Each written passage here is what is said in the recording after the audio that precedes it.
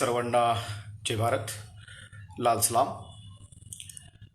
आज Facebook live थेट जनतेची संवाद या कार्यक्रमामध्ये बऱ्याच दिवसानंतर आपण एक महत्त्वाचा विषय घेऊन लाईव्ह आलेलो आहोत. आजचा जो विषय आहे, स्वामी रामानंद तीर्थ मराठवाडा विद्यापीठामध्ये नांदेड येथे कॉम्रेड साहित्यरत्न अण्णाभाऊ साठे अध्यासन केंद्र मंजुरीस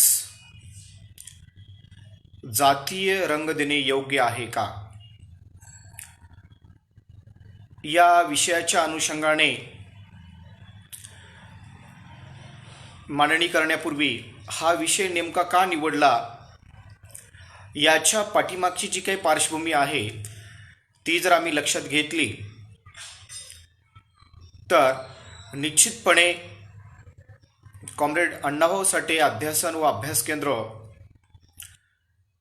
स्वामी रामानंद तीर्थ मराठवाडा विद्यापीठ नांदेड येथे होणं का गरजेचं होतं, त्या अनुषंगाने विविध विद्यार्थी संघटना, सामाजिक संघटना आणि काही पुरोगामी राजकीय संघटना यांनी सातत्याने प्रयत्न केलेले होते. याची कारणमीमांसा म्हणजे एकच की महाराष्ट्रामध्ये मुंबई विद्यापीठ, नागपूर विद्यापीठ, डॉक्टर बाबासाहेब आंबेडकर मराठवाडा विद्यापीठ, सावित्रीबाई फुले पुणे विद्यापीठ, अहिल्यादेवी होळकर सोलापूर विद्यापीठ या जवळपास सर्वच अध्यासन व अभ्यास केंद्र सुरू करण्यात आलेलं होतं. आता मुळात कॉम्रेड अण्णाभाऊ साठे अध्यासन व अभ्यास केंद्र सुरू करण्याची आवश्यकता का आहे. आता काही लोकांनी अलीकडे वेगवेगळ्या राजकीय पक्षाचे मंत्री, वेगवेगळ्या भांडवली धर्मांध राजकीय पक्षाचे पदाधिकारी यांच्या भेटीगाठी घेऊन काही विशिष्ट समुदायाचे, राजकीय पक्षाचे पदाधिकारी हे आमच्या विशिष्ट जातीच्या लोकांचं भलं झालेलं आहे आणि केवळ या फलाण्या XYZ व्यक्तीच्या काँग्रेस आणि भारतीय जनता पार्टी, शिवसेना आणि राष्ट्रवादी महाविकास आघाडी या दोघांच्या मध्ये हे आम्हीच केलेलं आहे, आमच्यामुळे शक्य झालेलं आहे, किंवा त्यांचे कार्यकर्ते जे नांदेड लेवलला काम करतात, काँग्रेसची मंडळी, राष्ट्रवादी काँग्रेसची मंडळी, शिवसेनेची मंडळी, भारतीय जनता पार्टीचे पदाधिकारी आणि या राजकीय पक्षाचे पदाधिकारी जे आहेत, श्रेय घेण्यावरून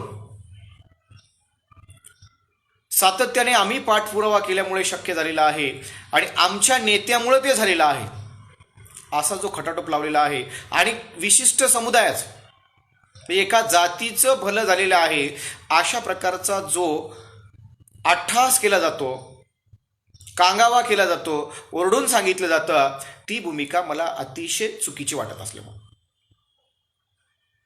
ती भूमिका अयोग्य असल्यामुळे या ठिकाणी लाईव्ह येऊन बोलणं हे मला भाग पाडलं जातं.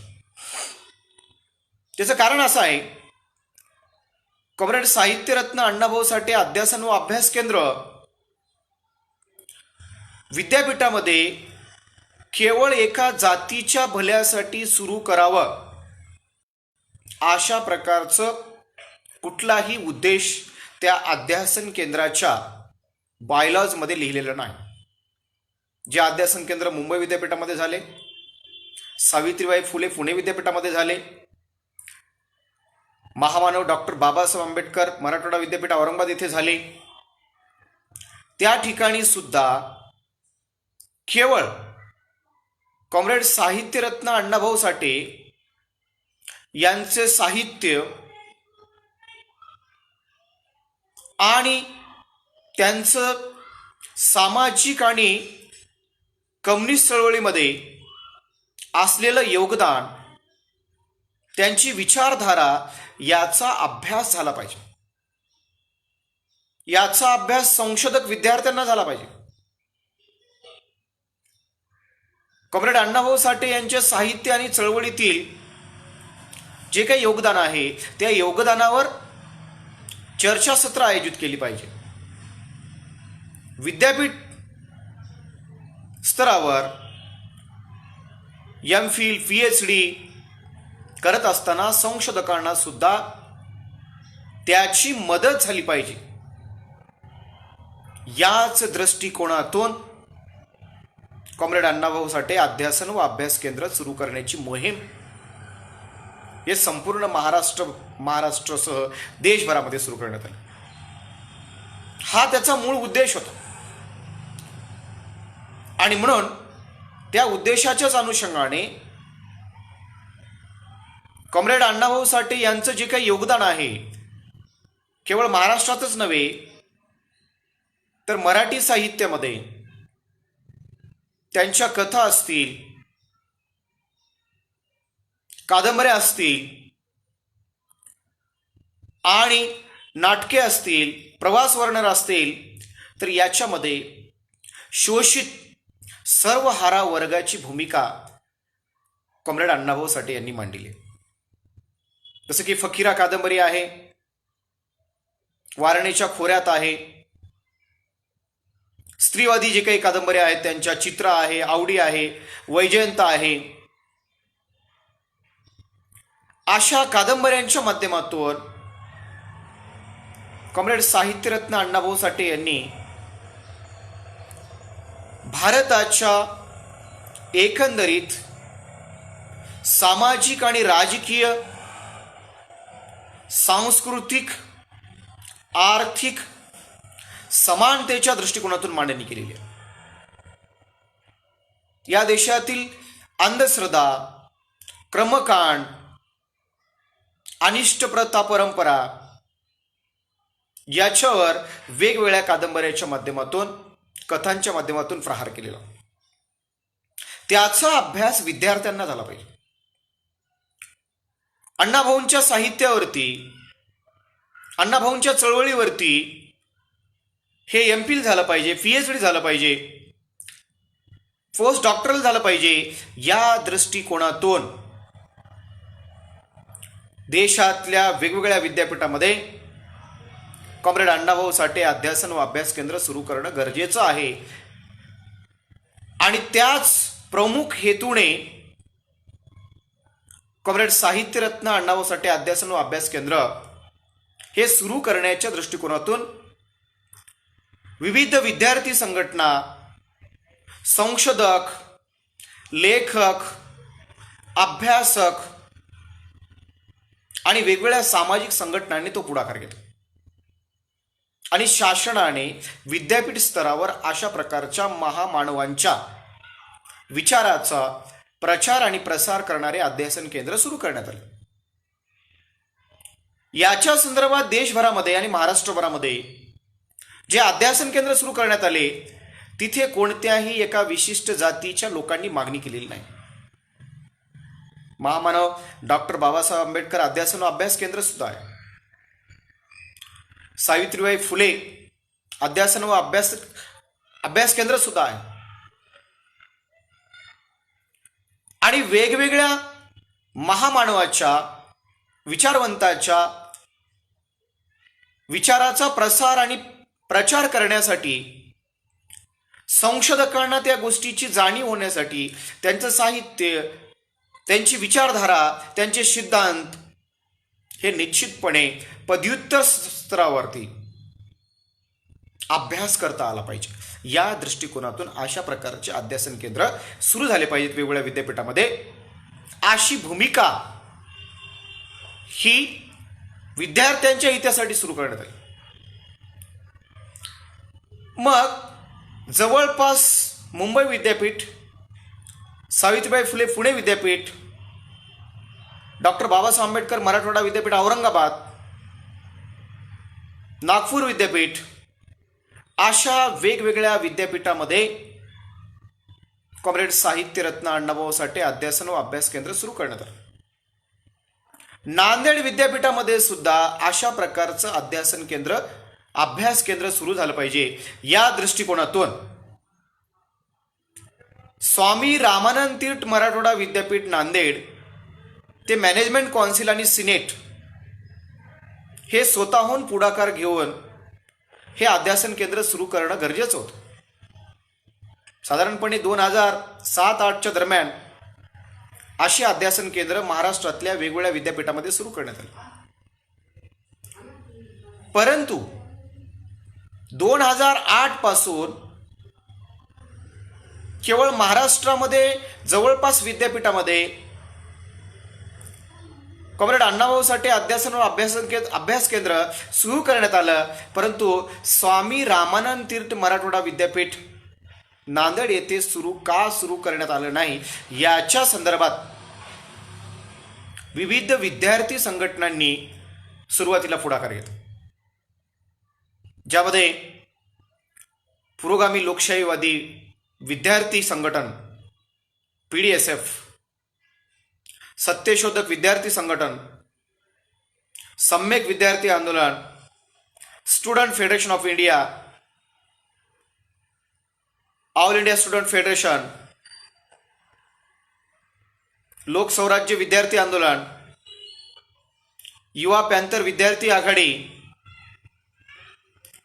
अशा अनेक विद्यार्थी संघटनांनी सुरुवातीला निवेदनाच्या माध्यमातून मागणी केली आणि या मागणीचा विचार करणं पहिल्या टप्प्यामध्ये गरजेचं होतं. 2008 पासून ही मागणी होती. या विद्यार्थी संघटनांच्या मागणीला विद्यार्थ्यांचा हेतू हेच होता की बाबा या विषयाच्या अनुषंगाने संशोधन करता आलं पाहिजे. कॉम्रेड अण्णाभाऊ साठे यांचं साहित्य, यांचं चळवळीतील योगदान हे केवळ भारतापुरतं मर्यादित नाही, तर जगातले जे कम्युनिस्ट राष्ट्र आहेत, जे पुरोगामी राष्ट्र आहेत, अशा राष्ट्रामध्ये सुद्धा अण्णाभाऊ साठे यांचं साहित्य हे भाषांतरित झालेलं आहे. त्यांच्या चळवळीतल्या योगदानाबद्दल रशियामध्ये कॉम्रेड अण्णाभाऊ साठे यांच्या विचारधारेचे अभ्यास केंद्र सुरू करण्यात आलेले. रशियामध्ये अण्णाभाऊचे पुतळे उभा करण्यात आलेले आणि जगातल्या इतर राष्ट्रांमध्ये सुद्धा कॉम्रेड अण्णाभाऊ साठे यांच्या विचारधारेला वाव आहे. एकीकडे कॉम्रेड साहित्यरत्न अण्णाभाऊ साठे यांची विचारधारा ही कार्ल मार्क्स यांच्या विचारावर आधारित, परंतु भारतामध्ये जाती व्यवस्थेची पाळेमुळे तेवढीच घट्ट असल्यामुळे जाती अंताच्या दृष्टिकोनातून सुद्धा कॉम्रेड साहित्यरत्न अण्णाभाऊ साठे यांचं साहित्य अतिशय मोलाचं योगदान देतं. ज्यामध्ये सापळा कथा असेल, कोंबडी चोर कथा असेल, याच्यामध्ये जाती अंताची भूमिका कॉम्रेड साहित्यरत्न अण्णाभाऊ साठे यांनी मांडलेली आहे. दुसरीकडे समशानातील सोनं, फकीरा कादंबरी असेल, या कादंबऱ्याच्या माध्यमातून या देशातील आणि जगातील भांडवली साम्राज्यवादाविरुद्ध कशा प्रकारे लढाव उभारता येतो हे सुद्धा कॉम्रेड साहित्यरत्न अण्णाभाऊ साठे यांनी आपल्या कादंबऱ्याच्या माध्यमातून मांडले. वैजयंता, चित्रा, आवडी या फेमिनिस्ट स्त्रीवादी कादंबऱ्याच्या माध्यमातून स्त्री ही या जगाची नायक आहे, या देशातील विषमतावादी सांस्कृतिक व्यवस्थेने सातत्याने दुर्लक्षित ठेवलेलं आहे, तिला नायकत्व बहाल करण्यात आलेलं नाही आणि म्हणून स्त्री प्रधान कादंबऱ्या आणि कथा कॉम्रेड साहित्यरत्न अण्णाभाऊ साठे यांनी आपल्या कथाच्या माध्यमातून, कादंबऱ्याच्या माध्यमातून पुढे आणलेल्या होत्या. म्हणजे एकीकडे फेमिनिझम कॉम्रेड अण्णाभाऊ साठेने आपल्या साहित्यामध्ये आणलं, दुसरीकडे मात्र नाहिरे वर्गाची भूमिका मांडून सर्वहारा वर्गाचे दुःख, वेदना, त्यांच्या समस्या, आर्थिक समानतेची जी काही भूमिका आहे ती सुद्धा आपल्या साहित्याच्या माध्यमातून पुढे आणली. एकीकडे कार्ल मार्क्स हा जगामध्ये धर्म आणि जातीअंताच्या अनुषंगाने मांडणी करतो, परंतु जाती व्यवस्था केवळ भारतामध्ये असल्यामुळे भारतात जातीअंताच्या लढाईमध्ये महामानव डॉक्टर बाबासाहेब आंबेडकर यांचं अमूल्य योगदान आहे आणि त्याच अनुषंगाने जातीअंताच्या लढाईमध्ये साहित्यरत्न अण्णाभाऊ साठे यांची सापळा कथा असेल, कोंबडी चोर कथा असेल, आवडी कादंबरी असेल, याच्या माध्यमातून जातीअंताची लढाई देतो. भलेही कॉम्रेड अण्णाभाऊ साठे हे शूद्र जातीमध्ये, शूद्र वर्णामध्ये जन्मलेले असले तरी सुद्धा ते आमच्या जातीमध्ये जन्मलेले आहेत म्हणून कोणीही पुढाकार घेऊन जातीचं लेबल लावण्याचा त्यांना प्रयत्न करू. कॉम्रेड साहित्यरत्न अण्णाभाऊ साठे हे व्यक्तिमत्व हे जाती आणि धर्मापलीकडचं व्यक्तिमत्व आहे. त्यांच्या नावाचं अध्यासन केंद्र सुरू झालं म्हणजे विशिष्ट एका जातीचं खूप भलं झालं असा जो कांगावा केला जात आहे तो मात्र अतिशय चुकीचा आहे. ती भूमिका हे कदापि मान्य होणारी नाही. त्या दृष्टिकोनातून विचारवंतांनी, अभ्यासकांनी, संशोधकांनी मात्र विचार करणं गरजेचं आहे. आता स्वामी रामानंद तीर्थ मराठवाडा विद्यापीठात मध्ये कॉम्रेड साहित्यरत्न अण्णाभाऊ साठे अध्यासन आणि अभ्यास केंद्र सुरू करण्याच्या दृष्टिकोनातून नेमकं जे काही घडामोडी घडल्या, आता काही लोक त्याचं श्रेय घेण्याचा प्रयत्न करत आहेत.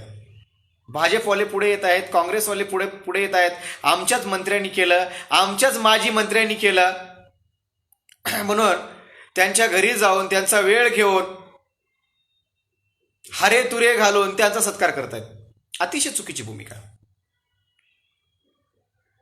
महाराष्ट्र शासनाने जेव्हा उच्चतंत्र शिक्षण मंत्री उदय सामंत विद्यापीठामध्ये आले, स्वामी रामानंद मराठवाडा विद्यापीठ नांदेड येथे आले, तर त्यावेळी 3 अध्यासन केंद्रांना त्यांनी 50-50 लक्ष रुपयाचा निधी प्रदान केलेला शासनाच्या वतीने. त्यात छत्रपती शिवाजी महाराज अध्यासन व अभ्यास केंद्र,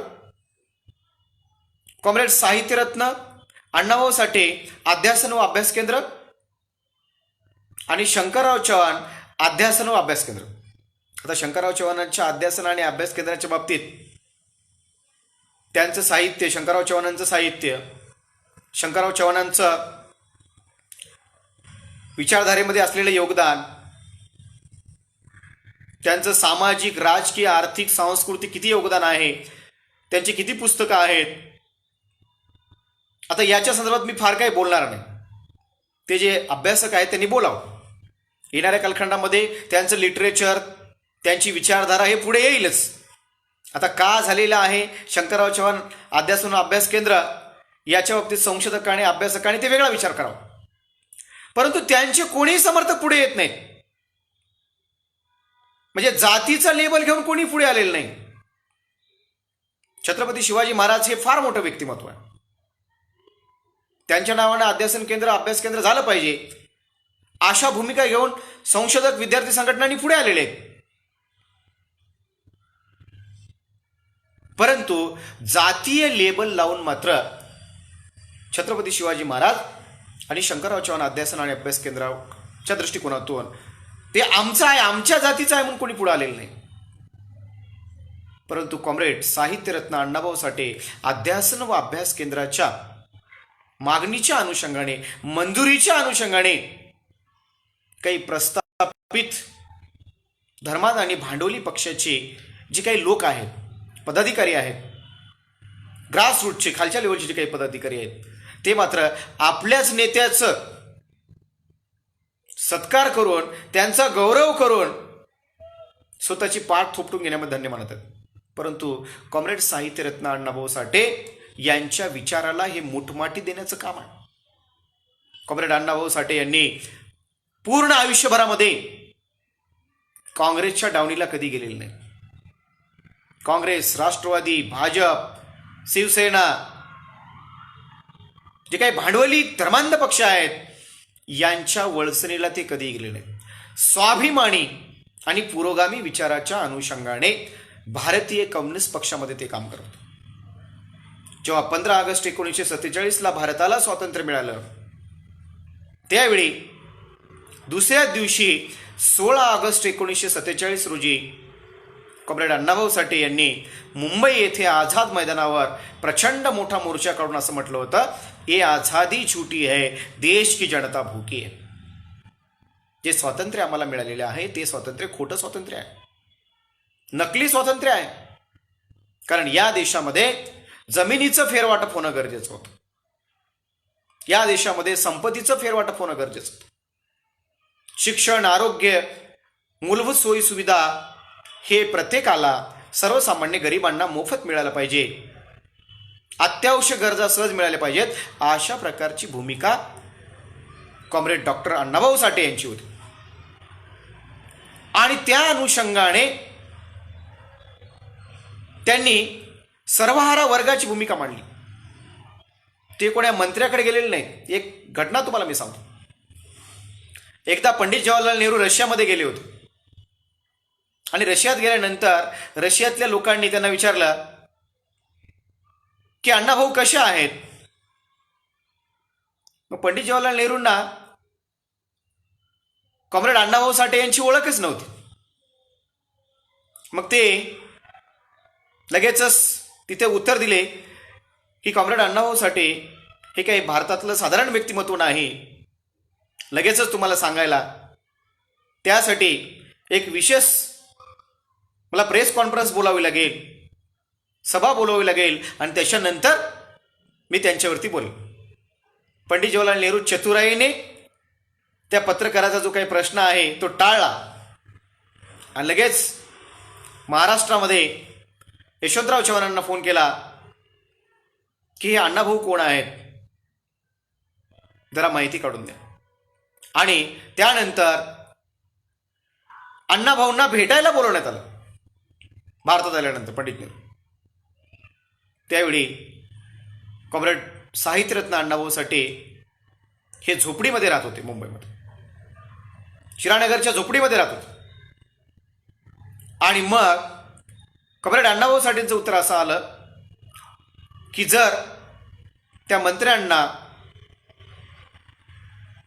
खरंच माझ्या कार्याची जर दखल घ्यायची असेल तर माझ्या झोपडीमध्ये चालत यावं लागेल, तरच माझी भेट होईल. पण आमचे मात्र कार्यकर्ते, छोटे मोठे पदाधिकारी मात्र लोटांगण घालून साहेबाच्या मागे जात आहेत. म्हणजे कॉम्रेड अण्णाभाऊ साठे किती स्वाभिमानी व्यक्तिमत्व होतं, याच्यापेक्षा वेगळं उदाहरण होऊ शकत नाही. त्यांनी स्वतःच्या आयुष्यामध्ये स्वाभिमान कुठे घाण ठेवला नाही आणि प्रचंड विचारधारेवर प्रेम करणारं व्यक्तिमत्व, कुठल्याही आमिषाला बळी पडणारं हे व्यक्तिमत्व नव्हतं. तर अशा व्यक्तिमत्वाच्या, अशा विचारधारेच्या अनुषंगाने त्याला जातीमध्ये गुंतवण्याचा जो प्रयत्न केला जातो आहे तो प्रयत्न अतिशय चुकीचा प्रयत्न आहे.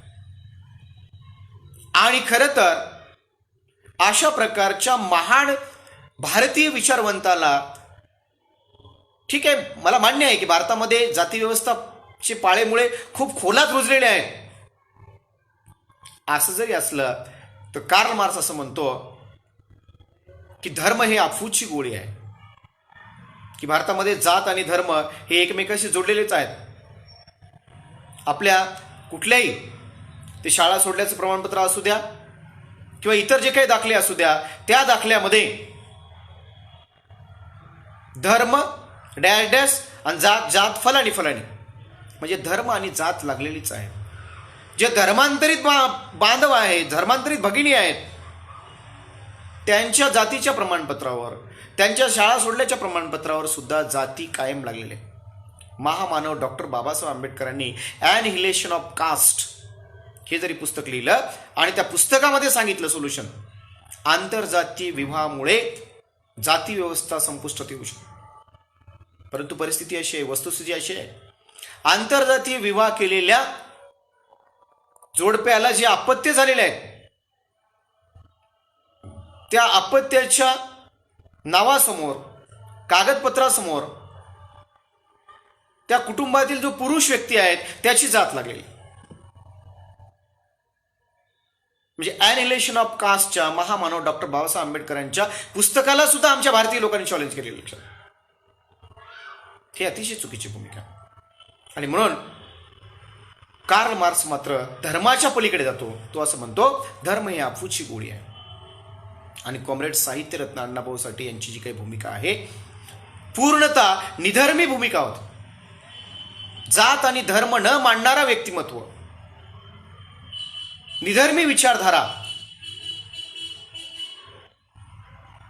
ऑन रिलिजन या मार्क्सच्या ग्रंथामध्ये सुद्धा ती निधर्मी विचारधारा उजवण्यात आलेली आहे.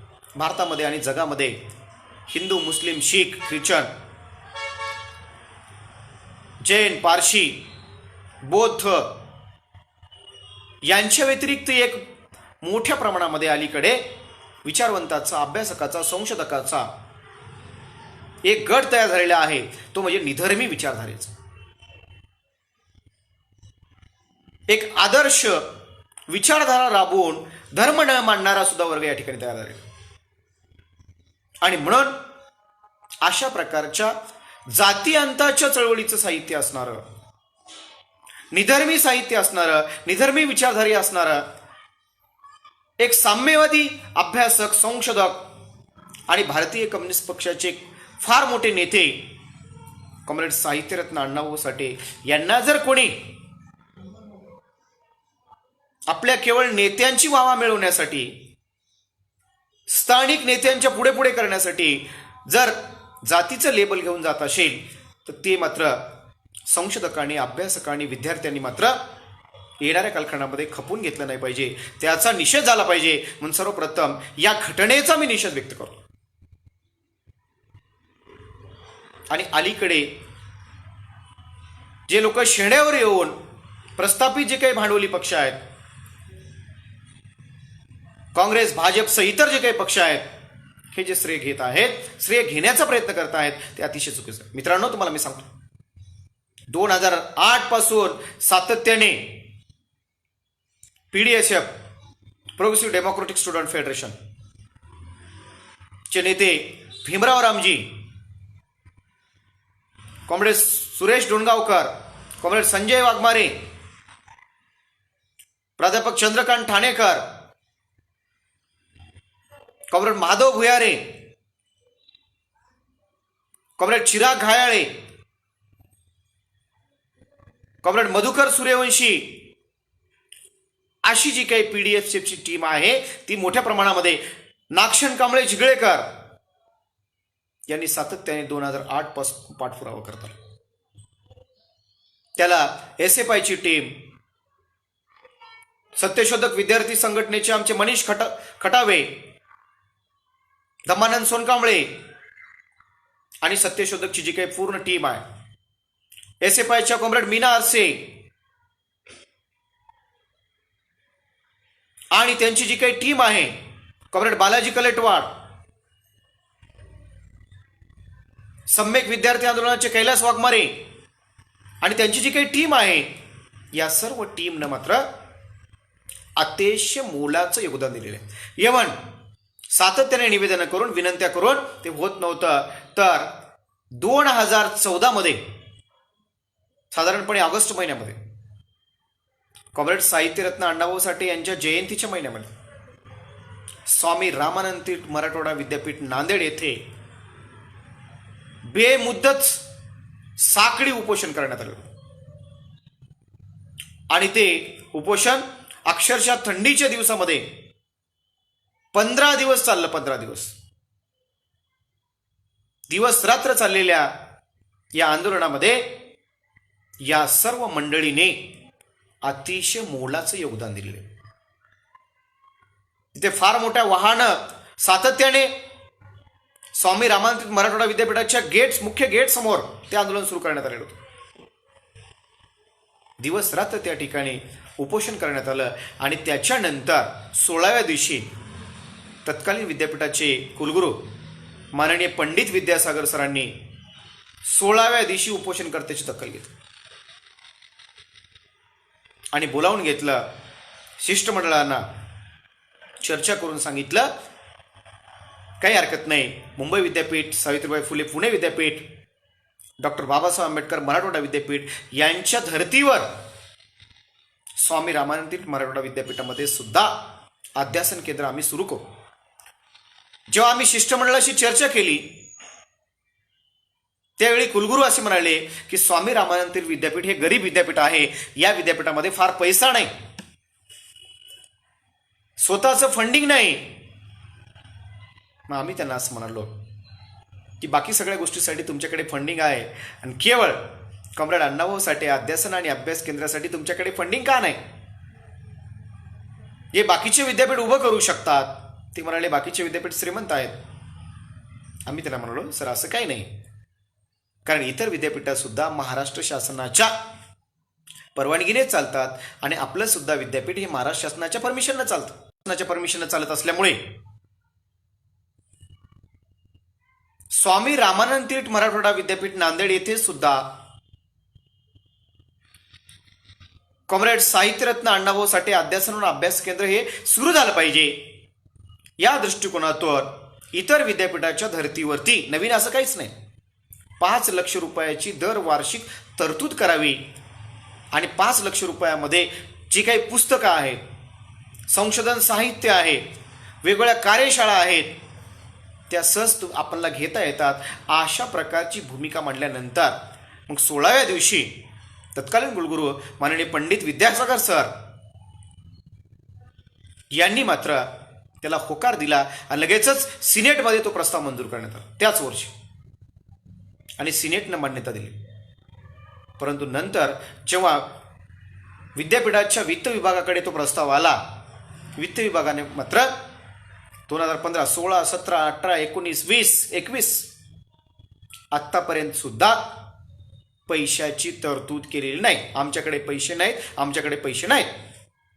परंतु विद्यार्थी संघटनांनी मात्र काही हे आंदोलन थांबवलेले नाही, सातत्याने भूमिका घेत. काही सामाजिक संघटनांनी सुद्धा चांगली भूमिका घेतली, जसं की बीसेप आहे, अण्णाभाऊ साठे साहित्य परिषद आहे, लवजी साळवे कर्मचारी कल्याण महासंघ आहे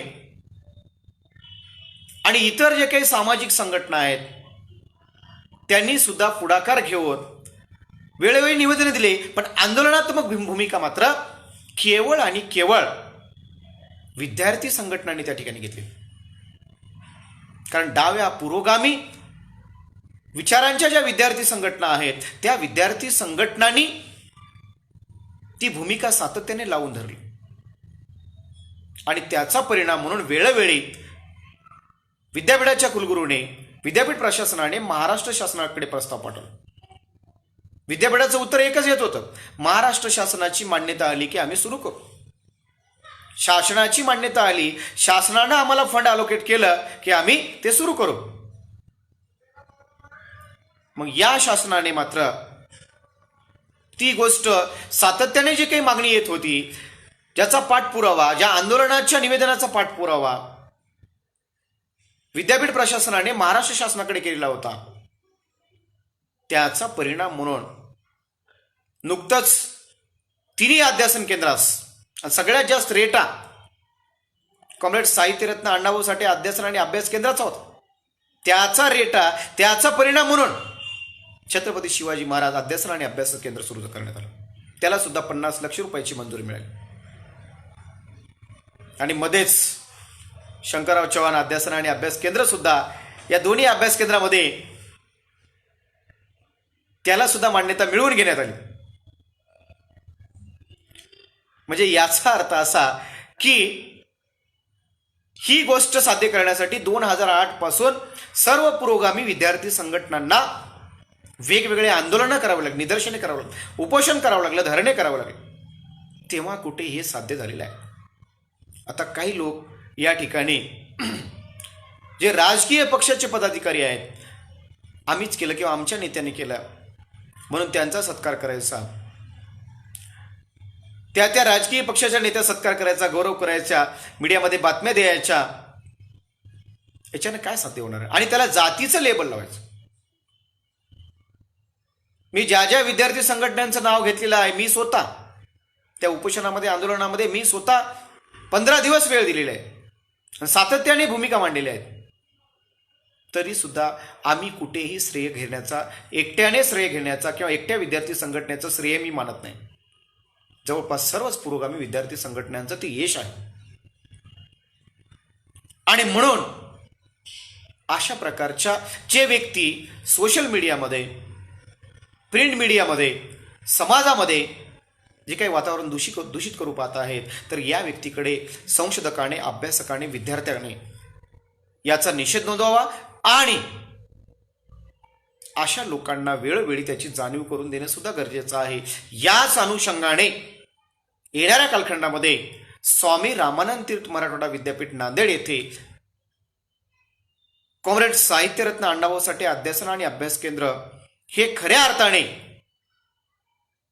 Karl Marx, doctor Babasaheb Ambedkar, Chhatrapati Shivaji Maharaj, Chhatrapati Shahu Maharaj, राष्ट्रपिता ज्योतिराव फुले, सावित्रीबाई फुले, पेरियार रामास्वामी, तथागत गौतम बुद्ध, संत सेवालाल महाराज, अहिल्यादेवी होळकर अशा सर्व महामानवाच्या विचारधारेचा अभ्यास करणारं हे केंद्र झालं पाहिजे. ते कुठल्याही जातीचं किंवा राजकीय पक्षाचं केंद्र बनता कामा नये, एवढीच आपण काळजी या ठिकाणी घेतली पाहिजे. आणि जर कोणी अशा प्रकारचं जातीय रंग देण्याचा प्रयत्न करत असेल तर सामाजिक संघटनांच्या पदाधिकाऱ्याची, नेत्यांची, कार्यकर्त्यांची, संशोधकाची भूमिका वेळोवेळी त्याला आवर घालण्याची असली पाहिजे. एवढंच मी या प्रसंगी आपल्यासमोर केवळ आणि केवळ स्पष्टीकरण देण्यासाठी आज लाईव्ह आलेलो होतो. विद्यार्थी, संशोधक, अभ्यासक आणि सर्वसामान्य सामाजिक आणि पुरोगामी राजकीय चळवळीमध्ये काम करणाऱ्यांनी, जाणकारांनी मात्र ही गोष्ट लक्षात घेतली पाहिजे की कोणताही महामानव हा कुठल्याही जातीमध्ये जरी जन्मला असला तर ते त्यांचं कार्य जे आहे हे जातीच्या आणि धर्माच्या पलीकडचं कार्य राहिलेलं आहे. आणि विशेषतः कॉम्रेड साहित्यरत्न अण्णाभाऊ साठे यांचं जे काही कार्य आहे ते जाती अंताचं आणि धर्म अंताचं म्हणण्यापेक्षा निधर्मी स्वरूपाचं साहित्य, निधर्मी स्वरूपाची जी काही विचारधारा आहे ते साम्यवादी विचारधारा घेऊन केवळ भारतातच नव्हे तर जगामध्ये ती विचारधारा पेरली पाहिजे. आणि जगातल्या प्रत्येक विद्यापीठामध्ये कॉम्रेड अण्णाभाऊ साठे अध्यासन आणि अभ्यास केंद्र सुरू झालं पाहिजे की जेणेकरून भारतातून जाती व्यवस्था संपुष्टात आली पाहिजे आणि जगामध्ये जे काही धर्मांता वाढत चाललेली आहे ती धर्मांता सुद्धा कुठेतरी निष्कासित झाली पाहिजे. या दृष्टिकोनातून आपण येणाऱ्या कालखंडामध्ये प्रयत्न करूया. अशा प्रकारचं जातीय जे काही रंग आहे ते देण्याचा कोणी प्रयत्न करत असेल तर ते हाणून पाडूया आणि ते केवळ आणि केवळ समस्त शोषित नाहिरे वर्गाच्या कल्याणासाठी कॉम्रेड साहित्यरत्न अण्णाभाऊ साठे अध्यासन केंद्र, अभ्यास केंद्र हे वेगवेगळ्या विद्यापीठामध्ये सुरू झालं पाहिजे. या दृष्टिकोनातून प्रयत्न करूया. एवढंच मी या प्रसंगी स्पष्टीकरणाअंतर्गत माझी भूमिका या ठिकाणी स्पष्ट करतो. पुनश्च एकदा आपण सर्वजण माझी भूमिका ऐकून घेण्यासाठी वेळ काढलात, वेळ दिलात आणि माझी भूमिका समजून घेतलात त्याबद्दल आपल्या सर्वांचं या ठिकाणी मनापासून धन्यवाद देतो. जय भारत, लाल सलाम.